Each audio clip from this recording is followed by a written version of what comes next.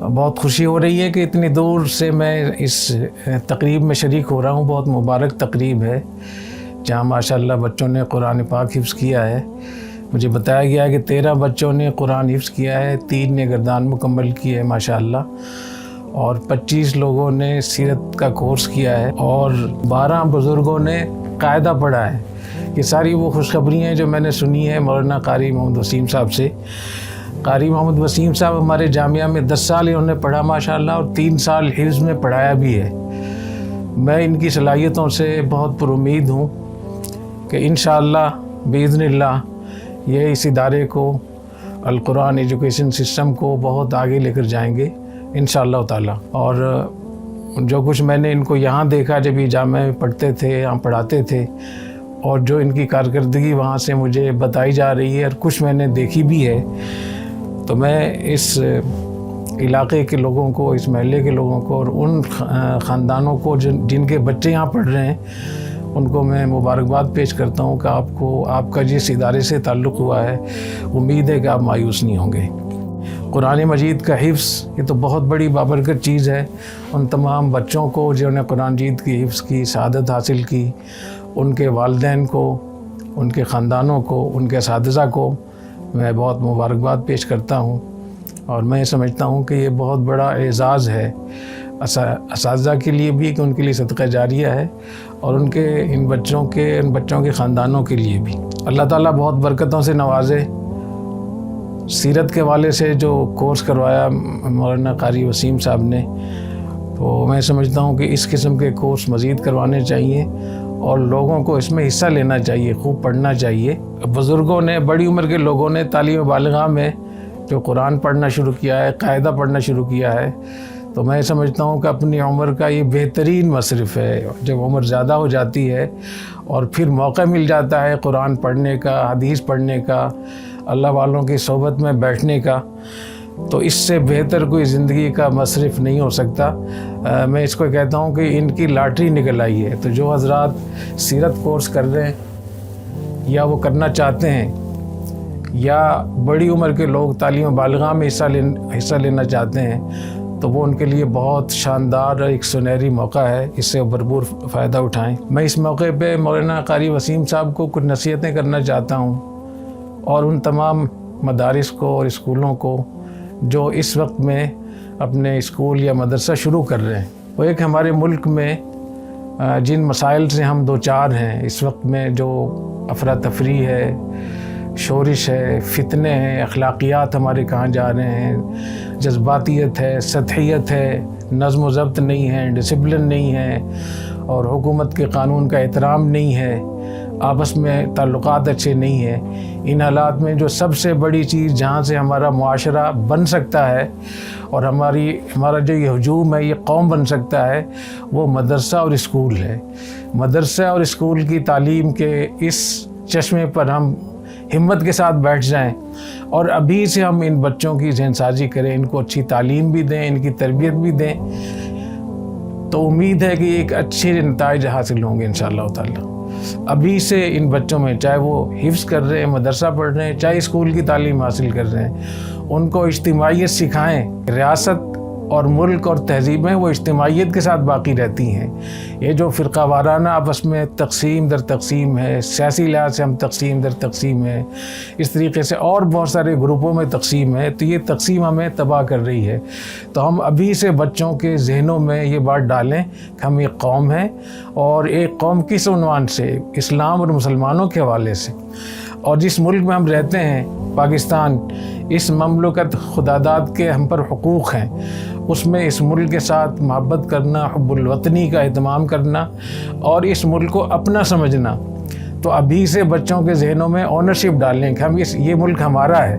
جب اونرشپ آ جائے گی تو اس ملک کے نقصان کو اپنا نقصان سمجھیں گے، اس کے فائدے کو اپنا فائدہ سمجھیں گے. اسی طریقے سے جو حکومتی قوانین ہوتے ہیں، ریاست کے جو حقوق ہوتے ہیں، وہ بچوں کے ذہنوں میں ابھی سے ڈالیں، تاکہ اس ریاست کو، ریاست کے قوانین کو ہم اس کے پابند ہوں. کیونکہ عام طور پہ لوگ یہ سمجھتے ہیں کہ حکومت کے قوانین اور چیز ہے اور شریعت اور چیز ہے. یہ بڑی بے دینی ہے، گمراہی کی بات ہے. شریعت میں ریاست سب سے مقدم ہے.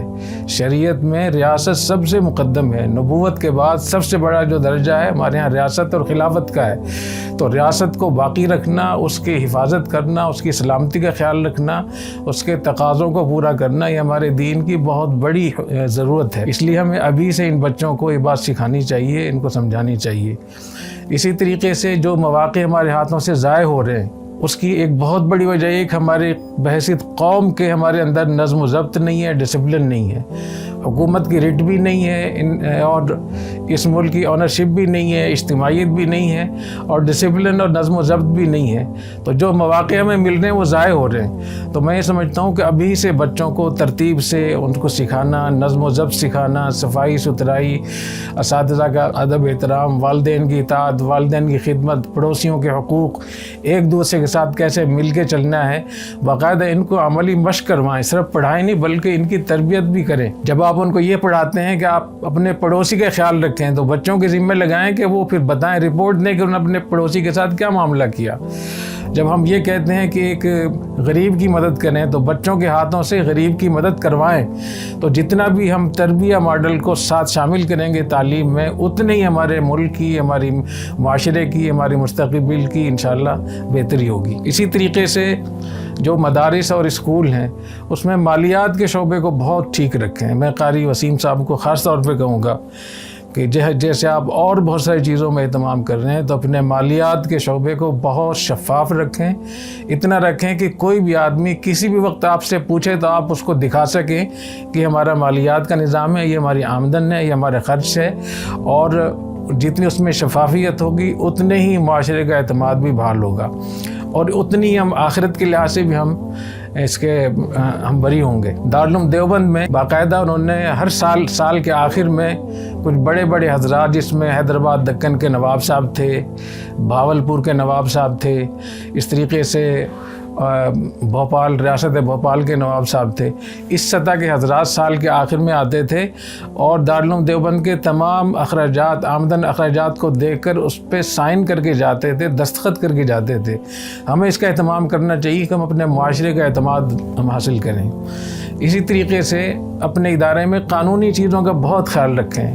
اس کی جو قانونی منظوریاں ہوتی ہیں، رجسٹریشن ہوتی ہے متعلقہ اداروں سے، اس کی زمین ہے، کرایہ ہے، ہر چیز کو قانونی طور پہ رکھیں. تو لیگل ڈپارٹمنٹ کی بہت اہمیت ہے. اور جب بھی کسی بھی ادارے کی طرف سے کوئی آدمی معلومات کے لیے آئے، کسی انٹیلیجنس ادارے کی طرف سے آ رہا ہے، کسی وزارت کی طرف سے آ رہا ہے، تو بھاگنے کی بالکل ضرورت نہیں ہے. ہم چور نہیں ہیں. ہم بتائیں کہ اتنے طلباء ہیں ہمارے پاس، یہ ہماری تعداد ہے، ہمارے آمدن ہے، یہ ہمارے یہ اخراجات ہیں. تو میں نے یہاں جامعۃ الرشید میں الحمدللہ اس کا اہتمام کیا ہے کہ جتنے بھی لوگ آتے ہیں کبھی ہم کسی کو منع نہیں کرتے ہیں. تو اس کے بعد سے لوگوں نے آنا ہی بند کر دیا ہے. تو یہ خام خواہ کر لوگوں نے ایک ہم پہ وہ بنایا ہوا ہے کہ ہم مدرسے میں جائیں گے، وہاں لوگ بھاگیں گے، پریشان ہوں گے. تو کیوں بھاگیں گے؟ آپ اگر دیکھیں، ہمارے حساب کتاب دیکھیں، ہمارے طلباء سے ملیں، بات چیت کریں. تو میں سمجھتا ہوں اس کو بھی ہمیں خاص طور پہ رکھنا چاہیے. اسی طریقے سے جو طلباء ہیں ان کے اساتذہ کی تربیت کا بہت اہتمام کریں. اور مجھے بہت خوشی ماشاءاللہ اس سال جو زیر تعلیم طلباء کی تعداد ہے وہ تقریباً 200 ہے. 130 حفظ اسکول میں اور 70 طلباء ناظرے میں ہیں. تو یہ 200 طلباء آپ کے پاس ہیں، قاری وسیم صاحب آپ کے پاس ہیں. تو 200 طلباء کا مطلب یہ ہوا کہ 200 فیملیز آپ کے پاس ہیں، 200 خاندان آپ کے پاس ہیں. اور ہمارے ملک میں ایک خاندان وہ 8 سے 10 افراد پر بالعموم مشتمل ہوتا ہے. تو اس کا مطلب یہ ہوا کہ 2000 لوگ آپ سے مربوط ہیں. پھر محلے میں کتنے لوگ ہیں جو آپ کے پاس نماز پڑھنے آتے ہیں. اور مجھے یہ بھی معلوم ہوا کہ ماشاءاللہ آپ درس قرآن بھی دیتے ہیں، مجلس ذکر بھی ہوتی ہے. تو میں بہت قاری وسیم صاحب کو بھی مبارکباد بھی پیش کرتا ہوں اور دعا بھی کرتا ہوں. اور میں جتنے بھی حضرات یہاں تشریف رکھتے ہیں، میں نے سنا کہ خواتین بھی تشریف لائی ہیں، تو میں ان کو بھی خاص طور پہ ان کا شکریہ ادا کروں گا کہ دینی مجالس میں آئیں اور اپنے بچوں کو مدارس میں بچیوں کو بھیجیں تاکہ اس معاشرے کو ہم صحیح اس کی رہنمائی کر سکیں، صحیح اس کو سمت دے سکیں. اور مجھے اللہ کی رحمت سے بہت امید ہے کہ اب جو طلباء فارغ ہو رہے ہیں، خاص طور پہ جامعۃ الرشید کے جو فاضلین ہیں، جو یہاں سے پاس آؤٹ ہو رہے ہیں، تو مجھے ان سے بہت امیدیں وابستہ ہیں، اور میں اپنے طلباء، اساتذہ اور جو پاس آؤٹ ہونے والے طلباء ہیں، ہمارے فاضلین ہیں جامعہ رشید کے فارغ التحصیل، میں ان کو اپنے بچوں کی طرح ان سے محبت کرتا ہوں، اور ان کے لیے دعاؤں کا اہتمام بھی کرتا ہوں، اور ان کی مشکلات کو حل کرنے میں کوشش بھی پوری کرتا ہوں۔ اس لیے میرے لیے بہت خوشی کی بات ہے کہ ماشاءاللہ بڑی تعداد میں لوگ تشریف رکھتے ہیں، مجھے نظر آ رہے ہیں۔ کاش کہ مجھے علماء کرام کے نام بھی مجھے بتائے جاتے تو میں ان کا فرداً بھی شکریہ ادا کرتا، جو بھی حضرات تشریف لائے۔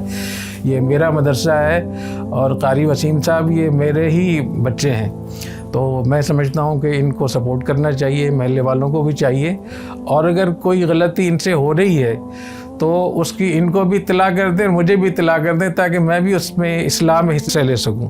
اللہ تعالیٰ آپ لوگوں کو بہت جزائے خیر عطا فرمائے۔